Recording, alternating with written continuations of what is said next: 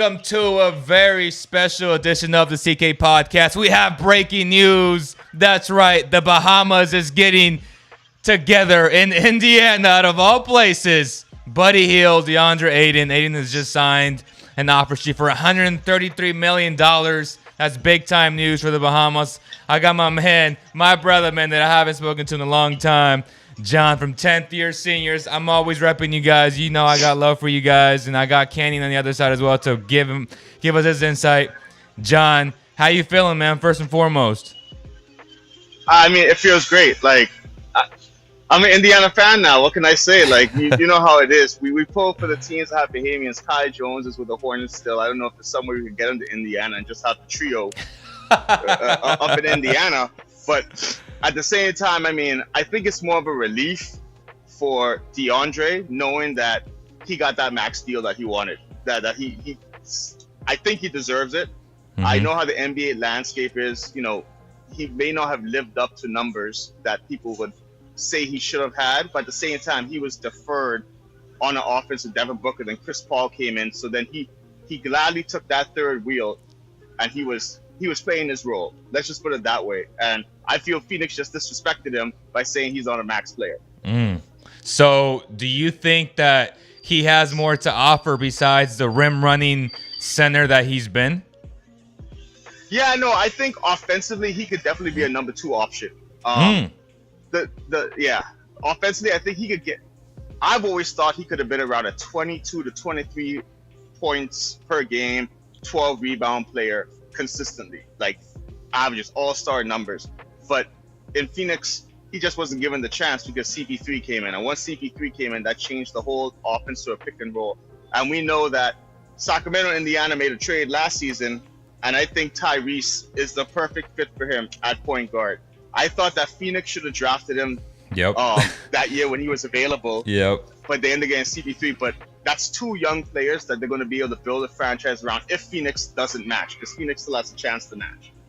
Yeah, and Woe just saying right now that Phoenix will probably match it. There hasn't been any interest on the sign and trade, which I think does make a lot of sense if they get a guy like Miles Turner. And full circle, they will need a third team involved. And the Kings are that team that could get involved because they want to get involved in either a KD trade or potentially this trade where they get some of the Phoenix players that they want, and they need a 3. Do you see a sign and trade for a Miles Turner, or do you think the Suns match this? Well, if the Suns match it, then that means they're pushing for that sign and trade. But the only good thing is that DeAndre had the opportunity to almost pick where he wanted to go. I know he wanted the most money, so it might not have been the perfect fit. Like, we got to be real with it. It might not have been the perfect fit, but at least he gets to dictate as opposed to the team saying, oh, we could trade you here. So now that's something that the teams have to work hard on. And if the Suns get nothing for Ayton, then they lose out tremendously, because we all know your boy Luka was in that draft that year. Trae Young was in that draft that year. That was a heavily star-studded draft at the top. And for you to lose a potential number 1 pick for nothing, it just showed that the management for the Suns are just worthless. That would be insane. Kenyon, your quick thoughts on this potential of Ayton going to the Pacers? Yeah, so I think that, if I'm not mistaken, if they match, they cannot sign and trade him. So from what I've heard, there's mixed reporting where he's agreed to the offer, officially signed it. So I think that, in my mind, Indiana is putting pressure on Phoenix to basically say, take some of our stuff, some of our junk. That makes sense. Because, if you look at their cap sheet, I don't believe that they can officially, without making subsequent moves, sign him to this exact number. So that's the interesting thing, is what happens, what are the subsequent moves, and are there pieces that, let's say, a Sacramento can maybe you guys get O'Shea Brissett. That'd be great. Sure. Okay. I know you don't sound super excited about that. I'm looking for like a Mikal Bridges or something like that. Oh, I mean, hey, you're building towards something, right? Yeah. So, okay. So that's interesting. And by by the way, side note, see you in the rest of the group stage, my friend, because Team Canada. Hey, we played Canada and DR, and I mean, I couldn't Yeah. believe how well they shot the ball. Like, oh my god, Yeah. you couldn't even stop that. Like at that point, you just gotta enjoy basketball. Like that's what I always tell people. We get to this level in this stage, and Yeah. it's just like at a certain point, there's nothing you can do. And they shot lights out against us. And I think Canada is probably one of the strongest teams They do. in the world, not just the region, the world. Oh yeah. And they should be making a when, heavy when run we're to the World healthy, Cup. when we are healthy, we're Yeah. up there. But anyways, So who back was to the guarding Buddy season. Hield on Team Canada? No. Canada played in the first window. We played Virgin Islands and Dominican Republic. Ah. So yeah. But we're in the same group. Yeah, we're in the same group now. Now we played each other. We took our bows, and now hopefully we could rebound. Man, Yeah. that's gonna be some fun stuff there, man. Team Canada. Hey, but if the Bahamas get Ayton to play, it'll make things interesting, right? Yeah, I know Well, that Buddy's committed to play in this window again, and Yeah. all signs are pointing to Ayton playing with Kai. So it might be the strongest team that we ever put together as a Bahamas national team. So can you imagine Kai Jones, Buddy Hield, Ayton? Is Eric Gordon still able to play or no? No, we wouldn't have Eric Gordon. We would have Mikey Thompson, so Klay Thompson's brother. He's had experience, and I mean we have some overseas pros that are pretty good. Travis Munions, some of the bigs. We have Willis Mack Jr. playing in France, so we have people that could supplement what we do. Like if we have this team with Aiden, Kai, and Buddy, then I feel we can beat anyone at that particular day because basketball is just that type of sport. We'll have to talk shop in August. That's what we'll say.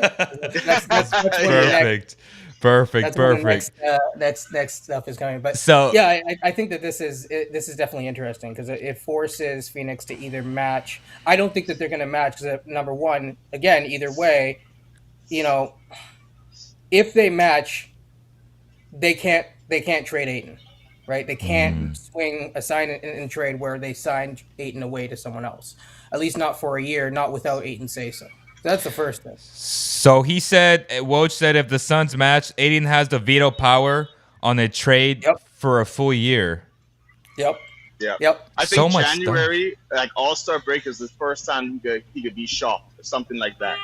Yeah, so he can't officially be traded at all until January, but then on top of that, he has basically veto power until like a year from now. So I just don't. I think that Phoenix is losing a big chip. From what I heard, they don't really want Miles Turner, which I don't understand. I think Miles Turner would actually fit their team pretty well. Yes. But that's just I always thought they should have tried to trade him for Bam because I think Bam would have fit the Suns more and Aiden would have fit the Heat, Bam more for than Aiden? Bam. Yeah, I always thought. I mean, that's just something I always threw out there. Like, I mean, I feel Aiden would have done better with the Heat style, and that Bam would have filled the role that Phoenix wanted.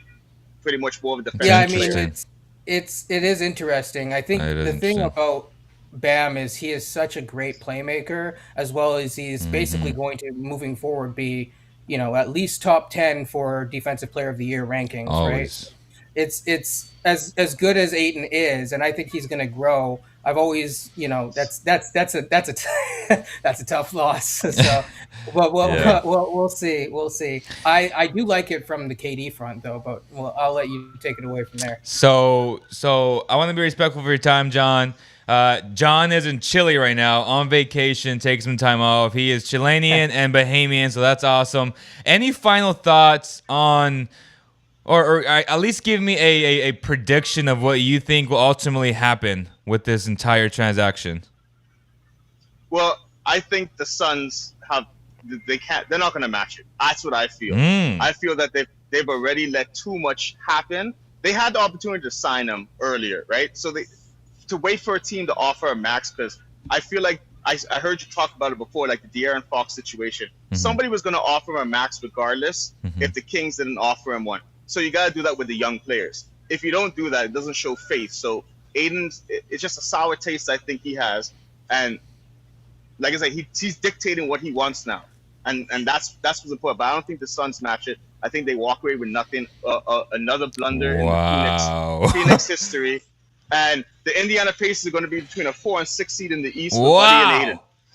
I love it. I love the optimism. Okay. Hey, John, man, I appreciate you. When you're settled down at the office, let me know so we can do a full-on recap of all this, brother. Thank you so much. God bless you, and I'll see you very, very soon. All right, man. I'll see you later. Thanks a lot. Yep. Nice to meet you. That was John from 10th Year Seniors, also an assistant coach on the Bahamas national team. Good stuff there.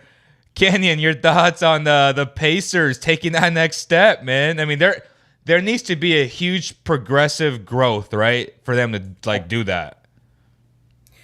Yeah, I don't see that because I don't think that they want to win this year, but I think that they're looking forward to the future, and I think that they're just trying to lock in their core moving forward. So, I mean, I do think this was a good move for them, and I do like the moves that they are making. So we'll see. I think the Pacers are maybe 2 years out from one because they've never really, committed to a rebuild, and this is probably the first time that they're really truly trying to commit to a rebuild in their history, at least with this owner. So I like it. Let's listen to what Woj said earlier in the breaking news segment.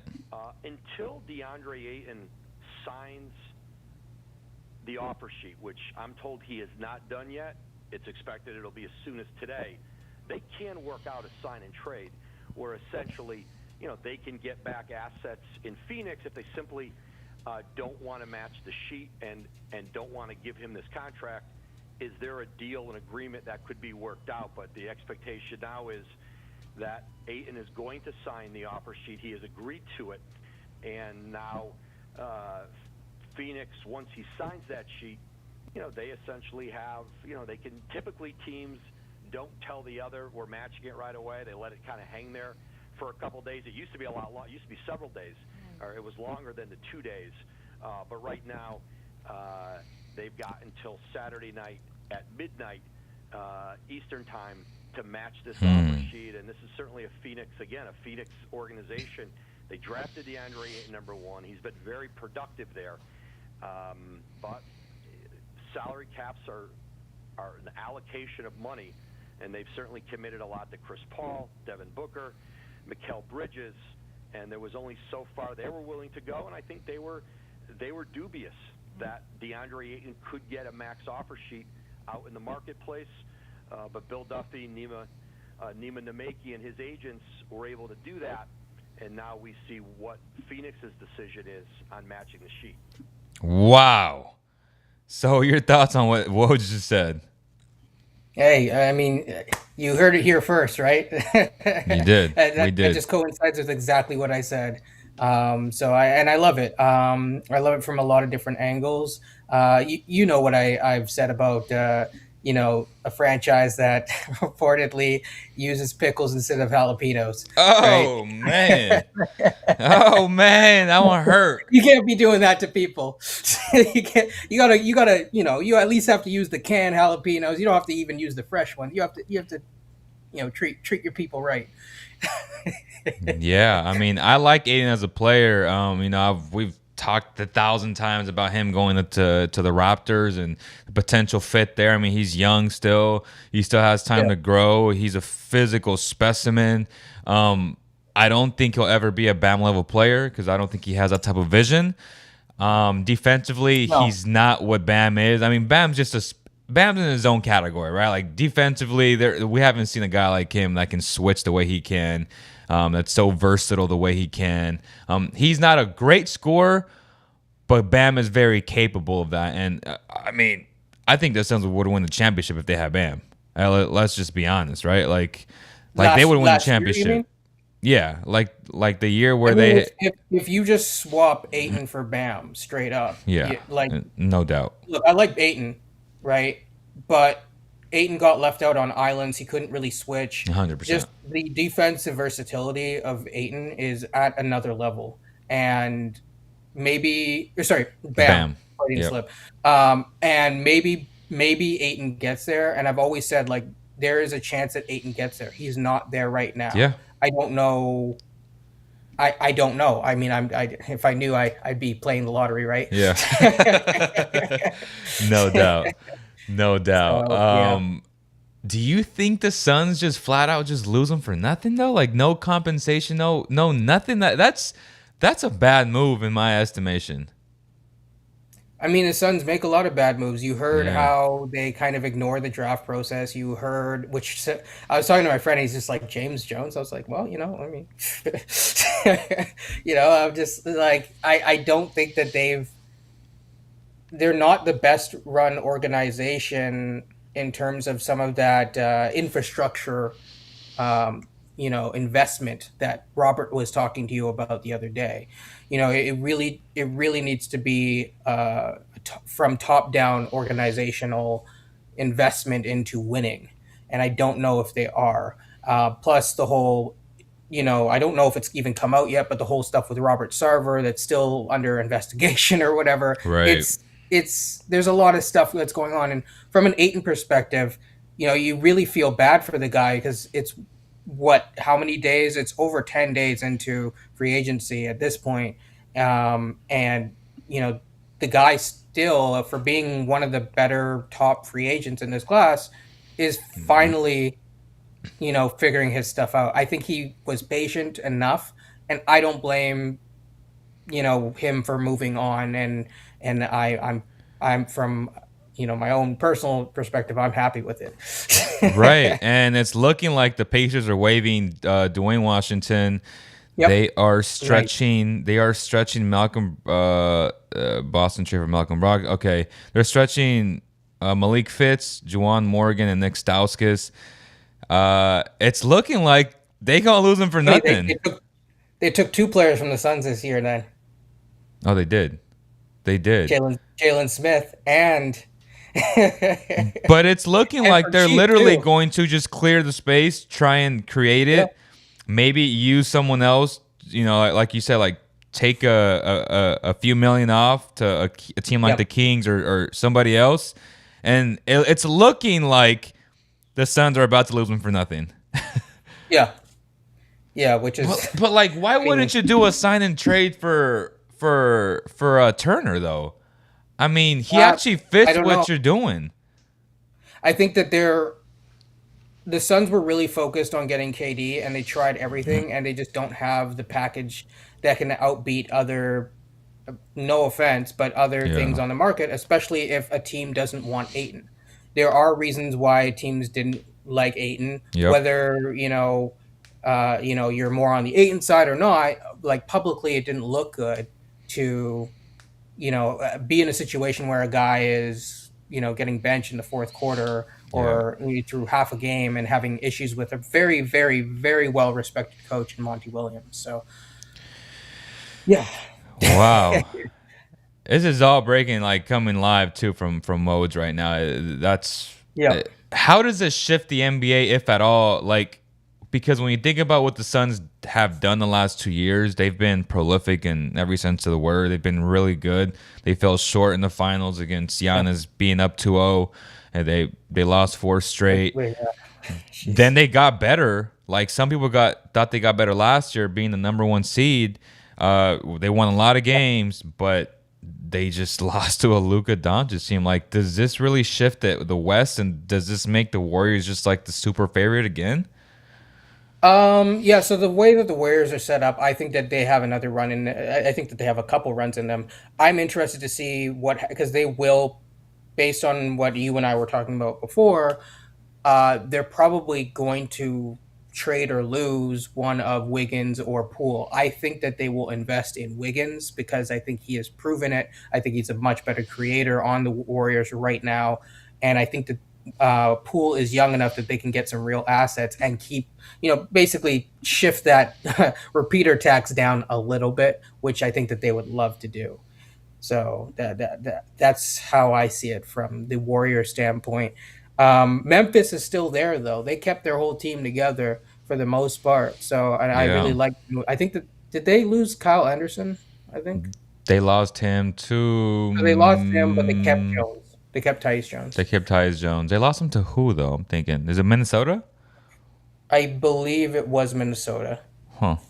but I'd have to double check on that. But yeah, I think it was So Minnesota. so you talk about the Grizzlies. Are the T-Wolves a team to look out for? Since I haven't really got your like your take on it. If any coach can figure out that team offensively, it would be Chris Finch, former assistant and offensive Raptors. coordinator for the Raptors. I know that when he left the Raptors in Tampa, the Raptors were fourth in the East. Obviously, they got hit by COVID, and then they just plummeted from there. And part of it was we lost our offensive coordinator. I think that he is a creative coach. I'm interested in seeing. I don't agree with some other people. I think that defensively it could work, but you still have a player who did not look good in the playoffs in Cat, on especially on the defensive end, and I don't think that Cat has enough foot speed to really do what he needs to do on the perimeter. So that's not a good idea.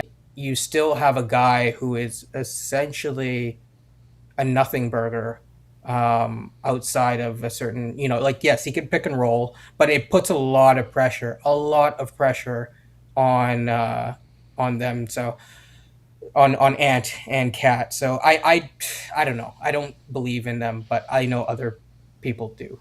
The Suns passed on Luka for a traditional center with little skill set and drafting Jalen Smith over Tyrese Halliburton. Those are two huge mistakes. Well, that's what happens when you ignore the draft process, right? Wow. I mean, Jalen Smith showed some signs in Indiana, but He did. I was always very critical of that move. Like, the Knicks passed on Tyrese, right? The Pistons passed on him for Killian Hayes, and then the Suns passed on him for Jalen Smith, and I was like, can you imagine Tyrese being the backup to Chris Paul, already having that similar skill set of like being a pure point guard? How much more better he could have been. That would have been insane. And I talked about it for a long time too. I'm like, I think the team that lost was Phoenix, and now full circle, holy smokes, they really lost. Like, they lost big time.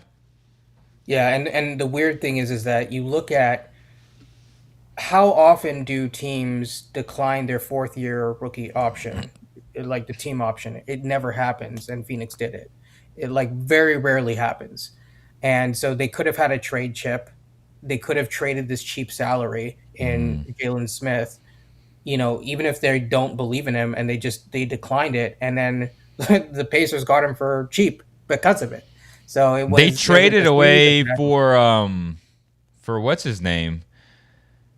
They actually traded him at the deadline for yes. For have who? to look at that.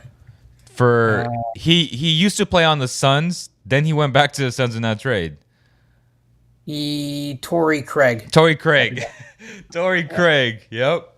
So yeah. So I mean, there's nothing wrong with Torrey Craig, but he's solid. It was not a smart decision, and now they're really, really, Who's playing for that team? Like, who's playing center for that team if Ayton leaves? Yeah. So this was my point, is that even if they got KD, right?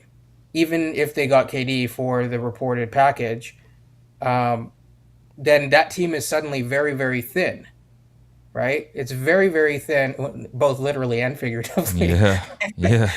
But like depth-wise, you don't have a lot. Now, I personally think that the West playoffs requires more finesse than depth, just because of the style of play in the West versus the East. I think the East is a much more physical style when you get to playoff time. But, I that's a thin team. So especially with Chris Paul, and ideally you'd want to load manage a Kevin Durant. Now I think this takes them out of the Kevin Durant sweepstakes, almost for sure, which again, I'm very happy about.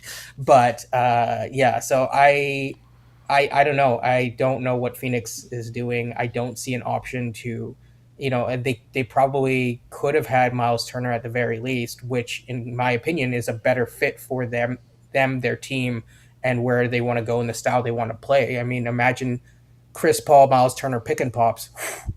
That would be fun to watch. Yeah, it just, to me, it makes no sense, bro. Like, why would you not? I'm not the biggest Miles Turner fan, I'll be honest, but Yeah. it's still better than nothing. And they're literally being left with nothing.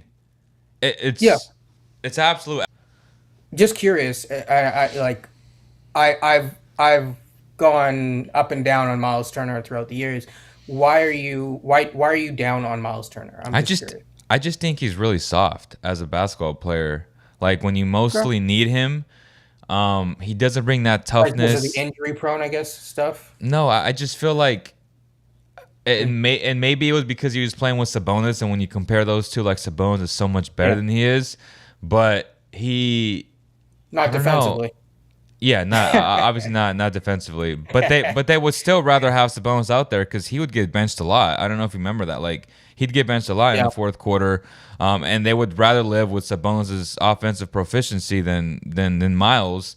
And I've always thought, in theory, like, he's a stretch center, but he like, how would you rank him? And I think the best analogy for him would be like a Brook Lopez, right? How critical he was to the Bucks' success. I've never seen Miles Turner as a Brook Lopez type player. Like, they have similar skill sets, but he's not that tough motherfucker that Brook is. Like, he's not clutch like him. Like, So a couple playoff series ago, when Indiana was in the playoffs more, they played the Raptors, and this is, I think, Miles Turner's rookie year, and he was a beast against Jonas Valanciunas at the time. And he gave a lot of problems, so I always remember him from that. But I agree with you. It's always been a weird fit in Indiana. And he took a lot of steps down, though. Like, he never got better after that, and I do remember that. Yeah, he was playing well. Yeah, so I don't know how to rank him. So sorry. I know that's not probably the answer that you'd like, but I don't know. I really don't know, because the injuries, the routine big injuries to legs, does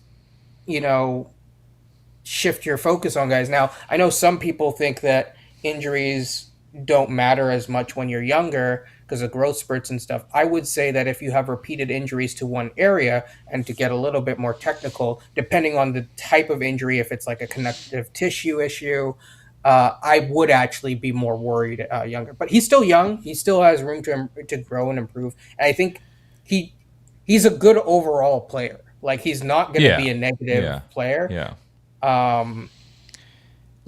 Would you rank him around like a John Collins level impact? Is that fair? I don't think it's crazy. Yeah, I would say John Collins is probably a little bit better, but it's not. But it's not crazy to say. Like, again, it's more of my distaste of, can I trust Miles in crunch time to make the plays and make the impact? I think he's a good player. Again, like, I don't want people to take, I don't think, like, obviously, I mean, he's not a bum, but when I think about a high-end level starter, yeah, like, when I think of a high-end level starter, like, in crunch time, like, I don't know, man. I mean, he's never been that guy, and will he ever become that guy? Maybe he was in the wrong situation. Who knows? But as of today, I can only go off of what I've seen from him. I don't think he's that guy. You know what I mean? Like, he could start for you, but will he end games for you? He's not like the final piece, in my opinion, that you would need to, like, put you over the edge. But I do think, he's gonna find a home. I don't know. He's better than Kem Birch. You know what I mean? Like, he's better than Kem Birch. But like, there's levels to this. All respect to Kem Birch, and shout out to Kem Birch. Yeah. But that's without question. He's like, it would be a significant upgrade for. But I wouldn't like. That's the other thing too. It's like the teams that would normally want to get a Miles Turner are not going to want to get Miles Turner. Like, for example, the Raptors, because if you're a team that has assets right now, you're in a holding pattern, still waiting for KD. I think that this whole Ayton thing is the domino that I was waiting to start, unclogging those pipes. that are kind of like holding up the toilet, Right. so to speak. So you mentioned injuries earlier, and I actually have a Yeah. I actually have a Canadian sports doctor who wants to come on the podcast so we can ask him questions. So if you have any questions, particularly with basketball, he works with all types of athletes, collegiate athletes. It's going to be a good opportunity to really dive into injuries. From a sports professional's perspective, on our beautiful game, the NBA, and we'll go from there. Nice. Let's transition on though to what Sir Cat said, which is, does this allow KD to finally make it over the border and become a Toronto Raptor? Yeah, so I think when I was on your show last, it was right when the trade deadline came out, and this is right when KD. And you remember what I said? Is I said maybe KD to the Raptors. I think I don't. Okay, do you mind if I ask you a couple questions? Go ahead. Do you think if you're Joe Tsai / Sean Marks, are you actually, forget about what you're putting out publicly, are you internally bringing back those two guys based on how they've treated your organization? They've insulted you. Do you believe in those guys if you can even bring them back? Yes. I think at some point, just like the Shaq, Kobe, and Phil, kind of like, you don't have to like me, but if there's just at least respect, and if you're playing hard, and if you're trying to win every night, you can make things work, in my opinion. And for those two guys who are basketball gods, let's be honest, like when Kyrie is, I know we can talk shit and make fun of him and all that stuff. Like he is a little bit cuckoo, but when he's on the floor, he's amazing.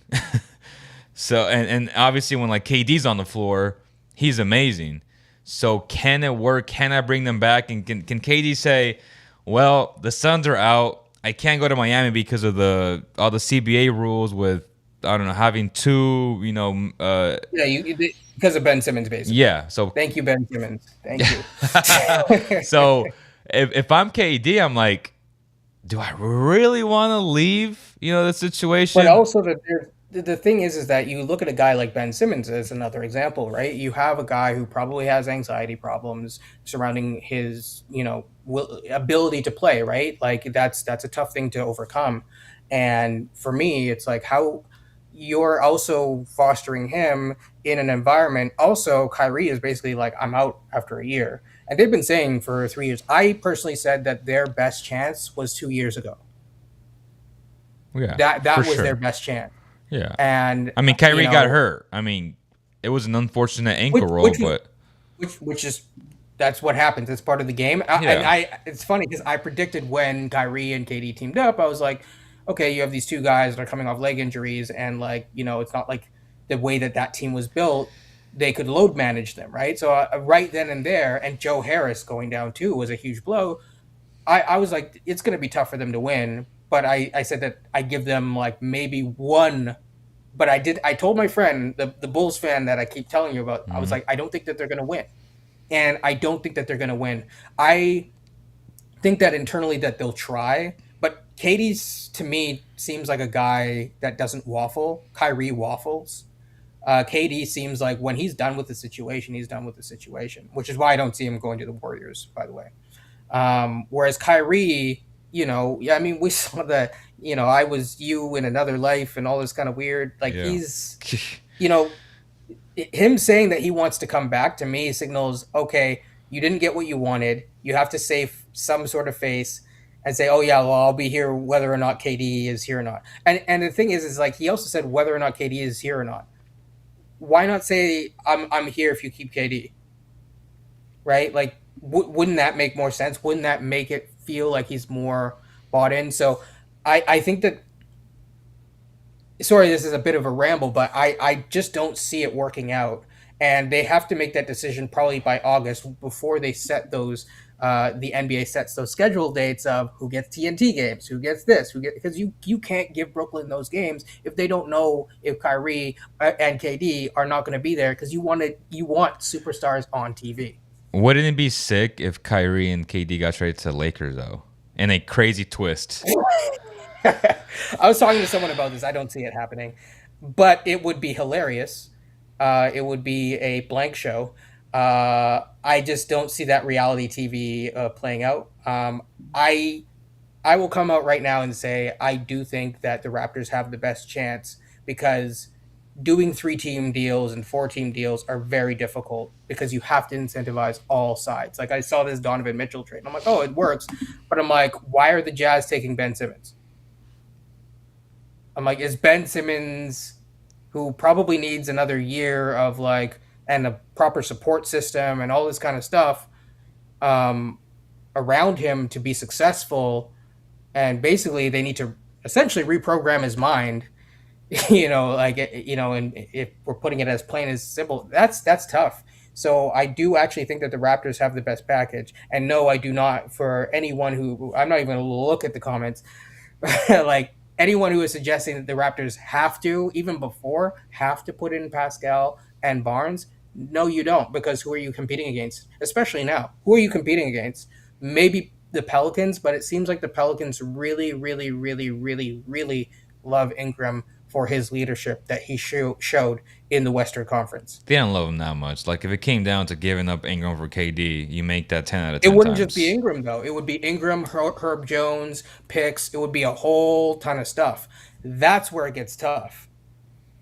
Because it's like, you're giving up. Then who do you have playing defense? Zion isn't a good defender. CJ McCollum isn't a good defender, right? Now it gets a little bit tough.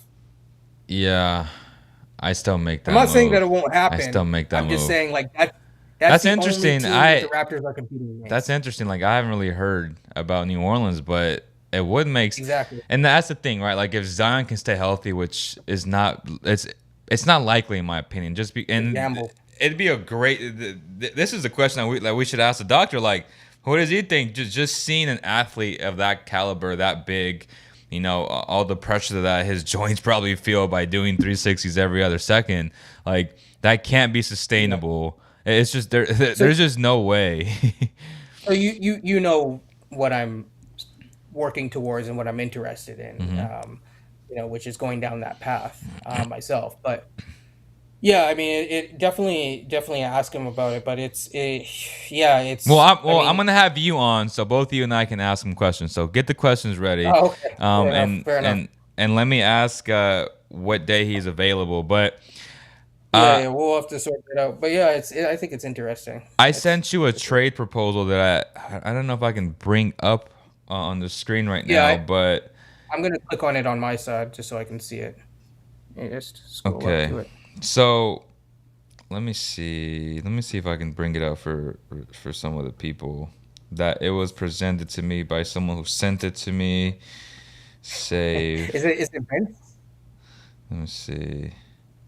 What are your thoughts on Patrick Beverley? Because me and Robert got into a huge argument on the Facebook groups about it. I said he's trash, and he thinks he's a good player. He thinks he'd be a great fit with the Raptors, and I'm like, please keep him away from the Raptors and the Kings, and I'd be happy. But for what though? Essentially, giving up like a filler, like a Malachi Flynn, or like just nothing substantial. What's the salary? Yeah, like whatever it is that they would want if they buy him out or whatever. Like, the point is, I don't think Patrick Beverley is a good player. I think he is a loud defender who fouls a ton, who gets blown by a ton, and that's just how I feel about him. It's not like, and again, he keeps using the per 100 possessions. Like, per 100 possessions, he shoots 8 attempts a game. I'm like, but he doesn't. He shoots 5.8. Like, the most he's ever shot was 5.8 in one season. That was with Houston in 2015. And I'm like, so he's not that good of a shooter, because first of all, the game plan for other teams is to literally leave him wide open so that he can beat you. Like, I'm not worried about him shooting the ball. I will let him shoot the ball. And he talks about, he's a career 30%. I'm like, his career 38% is different from a Klay Thompson 38, different from a Buddy 38, different from a Gary Trent Jr. 38%. There's levels to this. You have to take into account how open he is when he's taking these shots. Like, teams are leaving him purposely open to take these shots. Like, he's, again, I'm not high on him, and I wouldn't want him on the Raptors. Me personally. So I can understand why you say that. He's a little bit of a pest. But this is not me, not dissing Robert or anything like that. All I'm saying is I don't like to focus on per 100 possessions. I usually focus on per 36. So there's just a little slight difference in terms of how we analytically look at the game. But to Patrick Beverley's credit, if you look at his, collective impact stats offensively and defensively, he's a 90th percentile player, and offensively he is an 82nd percentile player. The thing that scares me about, which is crazy, it surprises me. I just looked it up just now, and but the thing that the thing that worries me about him is he's 34 and he's had a lot of injury issues. That scares me. But yeah, I mean, if it was just for Malachi Flynn, okay. I don't have an issue with Malachi. It's just Malachi hasn't fit with what the Raptors have, and I think it's a disservice to Malachi. I think because I don't think that he's going to thrive in the Raptors system. But I would also be perfectly fine not getting Patrick Beverley. I wouldn't go with him I mean? again. Like, all these analytics, I feel like are in his favor, and I'll admit that. Yeah. But when you actually watch him play, I think that matters. Like, when I watch Dwayne Dedmon play, he talks a little bit much. You know what I mean? Like he talks a little bit much, but that's fine. Like, if you can talk and back it up and not foul as much, that's fine. But I feel like when you isolate a player, fouls is main problem I'm looking at right now, where he's like the 12th percentile in terms of his foul rate, which is not great at all. So when you isolate a player and you just look at the analytics without looking at the film, I feel like you can convince someone that and tell them that he's a good player. Like, we can do that with a lot of players. Like, that's the problem that I see with it. He's not a bad player. Let me put it that way. I don't know if he's the right fit for the Raptors. I know, for example, I've heard a couple people throw out that Jonathan Isaac would be great on the Raptors. Okay, sure. From a basketball, just purely taking out him as a person, would he fit on the Raptors? Sure. Do I want Jonathan Isaac, who had a lot of issues with all these different social movements that a lot of the players, particularly in Toronto, particularly the fact that Toronto had it plastered on their team bus that he didn't stand for? I don't know if that's a good culture fit, and I don't know if they'd want to bring him in. That's a good point. I mean, that's a real issue right there. It is. And, it is. Again, just to reiterate, it's okay to have discussions, and it's okay to really agree to disagree on things. Like, I tell Robert, I wouldn't want him on the Raptors. You do. That's fine. When I look at him, I'm indifferent. I'll take the middle ground. And when I watch him play, I tell you what, man. If he took 2 more threes, he would miss those threes, and his percentages would go down. He shot like shit last year. And that's when you brought up the point. He's 34, and the decline's coming. So... Well, he's especially for a smaller guard, and it's already, again... He's an undersized shooting guard. He's not a playmaker. He can't dribble. He can't create. Other players have to create for him, and when they create for him, a team can be just leave him open. So where it comes into play is you look at him and you're like, oh, okay, his PER, and that's where it kind of comes into fold. His PER is 13. Now, 13 is not terrible, but it's not great, right? And you have a younger player in Malachi Flynn whose PER is, I think, 11.3 or 11 point. It's not. They're not worlds apart. And so now that I'm thinking it through, it's would I do the trade? I might, but because I'd have to sit down and figure out his contract situation. But It'll be I don't like know. on a 1-year lean- deal. Yeah, it's not going to be yeah. crazy. Like If it's not a going to hurt your buyout, cap. sure. Yeah, You know what I like mean? Like okay, if so it's let's a buyout, it doesn't do anything. Was the largest in history? I don't think it was. Just to answer your friend. was this the largest offer sheet? I think Woj said it was it was the largest for the Pacers, I think. It was largest for the Pacers. But not in like NBA history. Yeah. I don't think. So this is a trade that we talked about earlier, off the air, and it would be KD and Seth Curry going to the Warriors, right? Yep. And there's been already speculation. There's been speculation that Steph is texting him. It's like Steph Curry's like, just come over here so we can get 5 rings and beat LeBron and blah blah blah. And I'm like, he don't even need KD to beat LeBron. Like, stop the cap. Is LeBron with his current team going to make the playoffs? Exactly. So we got KD and Seth going there. Then we got Harrison Barnes, Andrew Wiggins, Rashawn Holmes, James Wiseman, Jonathan Kuminga, Moses Moody, a 2027 first-round pick, top 10 protected, 2025, a 2023 from the Kings, a 2023 from the Warriors, and then the Kings ultimately end up with Ben Simmons to make the contracts work.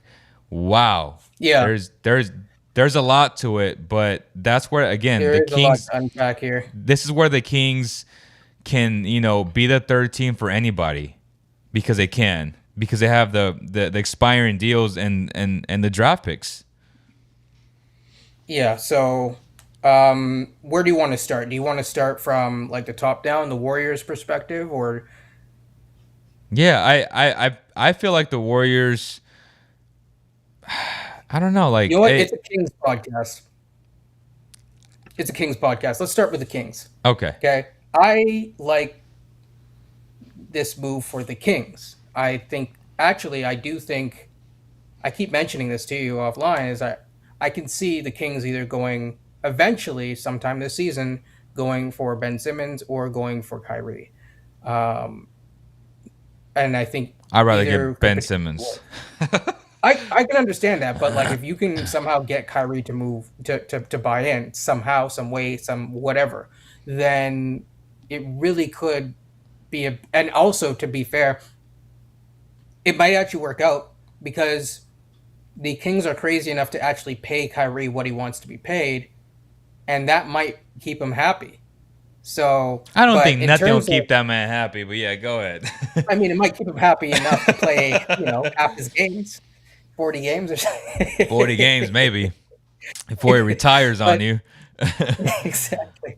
But yeah, so like hey, it's close to LA, right? It's drivable. What is it, 4 hours? 6 hours. 6 hours. 6 hours. Yeah. Okay. But on his jet, like he's half an hour. So, but yeah, so I think I like them getting one or two of those players, and I can understand why they would want to get Ben Simmons. He actually answers a lot of questions. But yeah, so potentially, we'll say, hypothetically. But you'd have to be patient with Ben Simmons coming back to the court. Now, if you look at other teams, and as I switch to my other window just so I can make sure, so yes, I think it's a good trade for the Warriors. I just don't see the Warriors doing it. I don't think that the Warriors are willing to do a trade where they are going to they have to have, really, everyone says Steph, but I think that there's two people that need to sign off on this, and that is Steph and that is Draymond Green, first and foremost. So, and probably in that exact order. But yeah, and I just do not see the Warriors doing this. I think that the Warriors have already made comments about how they want to keep their tax bill low. I think everyone keeps trying to push the Warriors into trade because they have assets, but I think that the assets, I think that the assets that the Warriors have, they should keep, because they can keep it going and have a transition period into the next winter. They just won without him. They don't need KD. So let me ask. Right? So let me ask you this and like make things interesting, because Andrew, if they have that version of Andrew Wiggins who was spectacular, do you then swap out Wiggins out of this and you add Clay to it? No, Oh, see, that is the thing. Is like I could see it happening if it was Clay included, but why would Steph and Dre agree to trade their boy, right? Because then you have your star defender stopping Jason Tatum in the finals.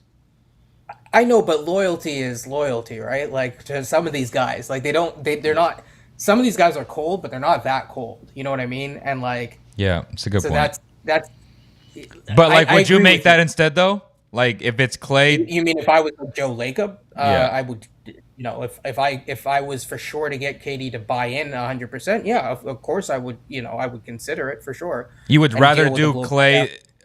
So you'd rather swap Clay for It'd be Clay for and Wiggins. like two less things.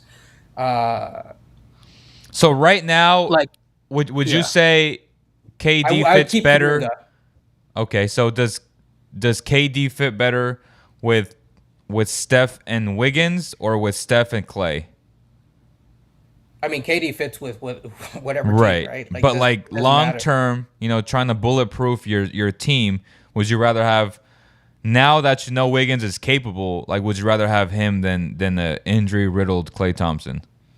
Well, the thing is like, and this is the problem with this trade is like, as well as you trade a lot of your depth, right? And so you need the finals showed me that you need a deep team, and that's really tough. And yeah, I know people are saying in the comments that Draymond is washed up, but that is absolutely not the case.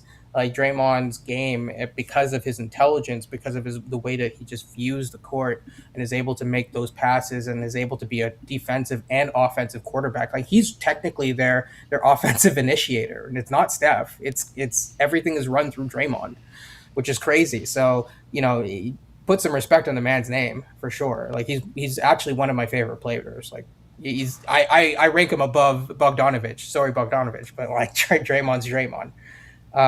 But yeah, I just don't see it happening. I think it'll be discussed, but I don't think it'll happen. They also, Joe Lacob talked about them wanting to decrease their tax bill and not wanting to go over that 400 threshold mark, and this would definitely put them over that. It's tough. It's an interesting proposition, but I think it's tough. Okay, so Yeah. how do you see it from the Nets' perspective? From the Nets' perspective, I don't like it. I like it more from the Warriors' perspective because if I'm being honest, the Nets need to do one thing and one thing. Remember what I said. Irrelevance is very terrible in the NBA and in sports in general and in entertainment. They need to be better than the Knicks. They don't even need to beat other teams. They need to be the best team in their specific city. And this team doesn't do it for you? No. I don't think that I don't believe in the Knicks either, and so yeah, but I don't think that this is, because you presume that they're going to trade Kyrie for pennies on the dollar as well. So they'd And have this is not a Westbrook. good team. They'd have Westbrook, Ben Simmons, Harrison Barnes. I don't know. I mean, Westbrook as like the main guy. He's proven that he can at least, and again, he's proven that he can at least take his team to the playoffs. It's Kuminga's good, and he has a lot of work to do, and you see it with that free throw shooting. He's gonna get there, but he has work to do. In terms of Rashawn Holmes, sorry, but I don't see him as a major, like he's not really shifting things one way or another here. And no offense to James Wiseman and to people who believe in James Wiseman, I do not think he is a bust. So let me get that on the record. But I do think that he has missed out on a lot of important. Sorry, let me get this closer. I think he's missed out on a lot of important development. And for that reason, I think he's behind. And the one thing that I notice is his basketball IQ is not great right now.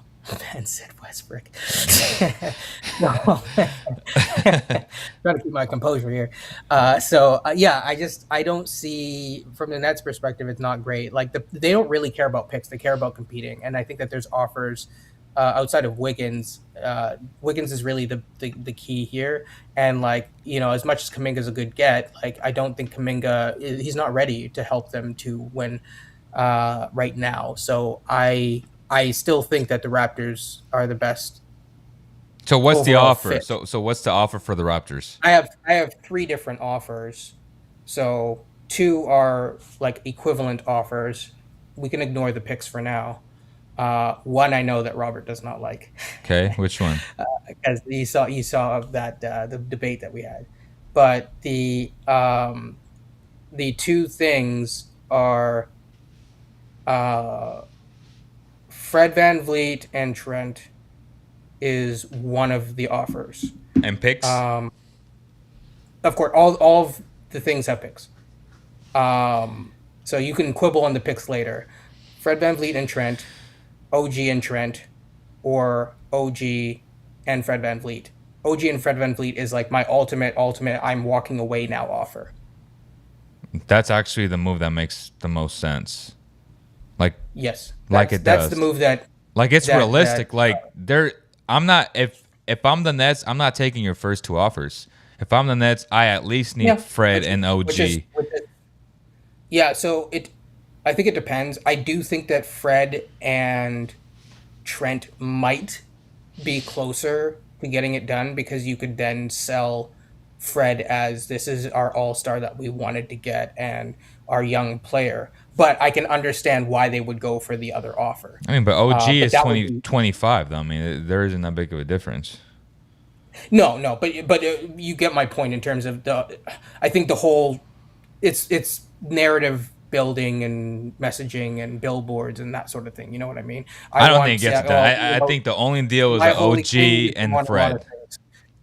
So OG and Fred is my final offer, but then you come down in the picks. So like, let's say before you were offering 3 picks and a swap or like 4 picks. Like if you're offering OG and Trent, then you're coming down to 2 picks because that's a lot, right? That's 2 really good players. And from a Raptors perspective, they're going to want those picks in the future. Oof. Not then now, you got, but to then you got KD, Siakam, and Scotty. Oh my God. And OG. Or sorry, yes. So they got those 3 to build on with all the depth that they have still. Plus Otto Porter. You got Otto Porter. They wouldn't have a single person on the team that is under 6. By the way, I agree with you. Is Holy King a Nets fan? I mean, we don't want Trent either, but. But anyways, the point is that Westbrook is cold as ice. I think going back to the idea is that those are the 3 offers. So what do you do at the point guard? Like, do you just let Scotty be the point guard? Yes. Scotty and Siakam ran the point for a huge part of this year, and it worked. Then who is your backup? Is it Malachi at this point? Whoever's left, Malachi, I guess, can be the backup. Sure. Well, that works for me. Malachi can shoot the ball, or at least he's very capable. Or Delano Banton. I think you need some shooting though, right there, right? Like, I think Malachi. You don't necessarily need your point guard if you have like an ultimate shooting guard, right? Or sorry, ultimate shooter. But also in the idea that we just talked about, and this is what I was saying to Robert, is like there are subsequent moves that you can make because you still have Trent, and you can still flip Trent for assets like Bogdanovic, for example, right? And then now you're talking, right? Because then you could have like Bogdan like run your second unit with like a guy like Otto Porter and the offensive versatility. I do understand that it's a downgrade defensively, but like it's the issue that some Raptors fans have is that they don't really realize Siakam's ability on defense, I'll just leave it at that. But also you keep Precious Achiuwa, you keep a whole bunch of guys. I mean, like Precious was guarding like James Harden and shutting him down at times in playoffs. Precious, and then switching over to Embiid and stuff like that, which is nuts. So yeah, like it's big time. Yep. Yeah, that's all I'll say. So just to review the main topic, which was the Pacers signing Ayton to a sheet of $133 million. They're trying to clear space right now. They have waived a bunch of random players, so they're trying to make up space. And I guess if the Suns match, they can no longer do a sign and trade, correct? Yep. So it's interesting. They have till Saturday night at midnight to decide if they will, match the offer. I don't think they will. The second that is signed, they can basically the second that's signed, they cannot trade Ayton. Ayton will be untradeable. Yes, and Devin Booker and Chris Paul will take up north of 50% of the Suns' salary cap. So Sarver is not one to pay into the NBA luxury tax. That's sad, but it looks like the Suns are going to come back down to earth and just be a playoff team and not a championship contender. Because if they don't get anybody for him, like no Miles Turner, I don't see how they do anything next year. Like they might be like a 6-7 seed, but other teams are coming. The Clippers are coming. The Clippers are always dangerous just because they got two of the top wings in the NBA. But hey, we'll see what happens, man. And the Nuggets are coming. Nuggets are coming. If they're healthy, right? Shout out to Canada, Jamal Murray there. We've pretty much gone through everything. Go ahead. For the Kings, what do you see outside of a Ben Simmons move? Tobias Harris. Tobias Harris and Thibault. That's what I'm looking for. And you're not interested in Collins anymore. I'm not. Like, I'd rather do Tobias and Thibault. I think that stirs up a lot of your issues. We've seen what Keegan Murray's doing. I mean, the kid is flat out balling. There's a little bit of excitement, some buzz there. They should shut him down. He's been the best performer in Summer League, like, no question about it. Is he the best prospect? I don't think so. I think Banchero is the best player in the draft, but I think Keegan has been the best performer in Summer League. Yeah. So yeah. That's what I feel about it, man. He is my son, right? Because my name is Kenyon. Facts. We'll see you guys very, very soon. Both Kenny and I will do an interview with the sports doctor from Canada to talk about injuries and all those good stuff. I'll probably do a film breakdown on Keegan Murray, and we're still hoping that Kenny does a little film breakdown on the Raptors as well, man. We'll talk about that. Even for the Kings, maybe. Yes, sir. But hey, that's going to do it, y'all. Thank you guys so much. And on behalf of the entire Basketball Zone community, we'll see you guys on the next one. Peace.